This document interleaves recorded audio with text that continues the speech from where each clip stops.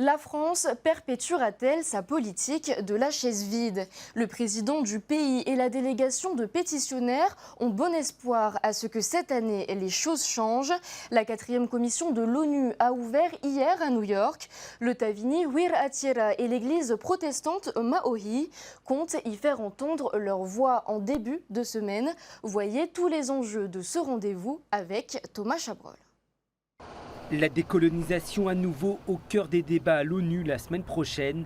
Pour la première fois, Moetai Brotherson prendra la parole en tant que président de la Polynésie française.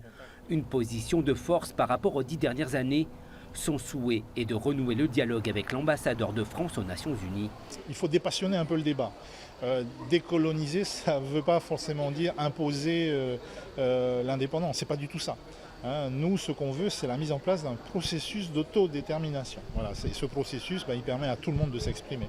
Selon Moetai Brotherson, le président Macron aurait indiqué que les signaux sont au vert pour que la France mette fin à la politique de la chaise vide lorsque la décolonisation de la Polynésie française est évoquée à l'ONU. Le président du pays veut construire une relation plus consensuelle.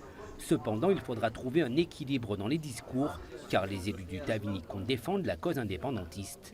J'espère que certains parmi les pétitionnaires essaieront d'élargir un peu le périmètre de leur intervention au-delà du simple discours Tavini. Mais non, on est en complémentarité, on n'est pas en opposition. Autre enjeu pour les pétitionnaires polynésiens, la lutte contre le nucléaire. Ina Moeura Cross en a fait son cheval de bataille. Elle a soumis au vote à l'Assemblée de la Polynésie une proposition de résolution de soutien au traité d'interdiction des armes nucléaires. Un texte approuvé à l'unanimité.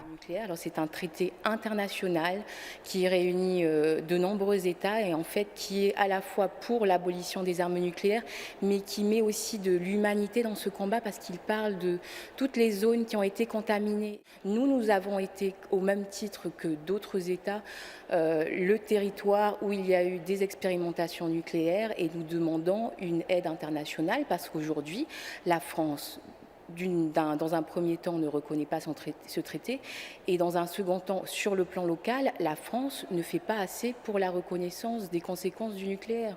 Du côté de l'Église protestante, la parole sera donnée aussi à la jeune génération. Mr. Chairman, distinguished members of the committee, Excellencies. À 15 ans, Aoura Newfer est la plus jeune pétitionnaire de la délégation. Elle prépare ce rendez-vous depuis 2 mois. Le message principal, je pense que c'est sur l'acceptation et la communication.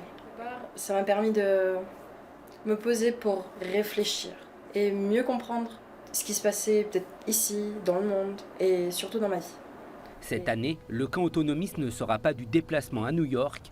Les interventions du président et du Tavini seront suivies de près depuis Tahiti. La position de la France est également très attendue.